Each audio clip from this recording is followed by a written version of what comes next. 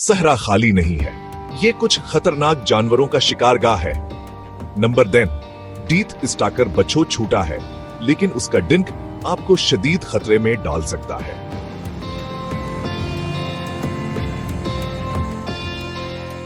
Number 9, side wonder Ratle snake. उसकी टेढ़ी मेढ़ी चाल सिर्फ दिखावे के लिए नहीं है, एक बार काटे और आप मुश्किल में हैं। नंबर 8, ऊंट मकड़ी तीज, खतरनाक, और इसका काटना आपकी तवक्को से कहीं ज्यादा तकलीफदा होता है।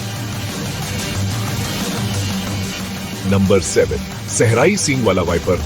उसका छलावा इसे इस वक्त तक तकरीबन पोशीदा रखता है जब तक ये हमला ना करे। नंबर 6, गेला मॉन्स्टर, दुनिया की चंद जहरीली छपकलियों में से एक। नंबर 5, इरिजुना बार्क बछो छूटा है, लेकिन इसका जहर बहुत तेज होता है। नंबर 4, अफ्रीकी शेर। जी हां, कुछ सहरा में घूमते हैं और वो सबसे ऊपर के शिकारी हैं। नंबर 3, सहराई मगरमच्छ नायाब है, लेकिन आप पानी के करीब इससे मिलना नहीं चाहेंगे। नंबर 2, लगड़ बगड़। ये गुरुहों में शिकार करते हैं और नडर मर्दार फूर होते हैं। Number 1, inland taipan.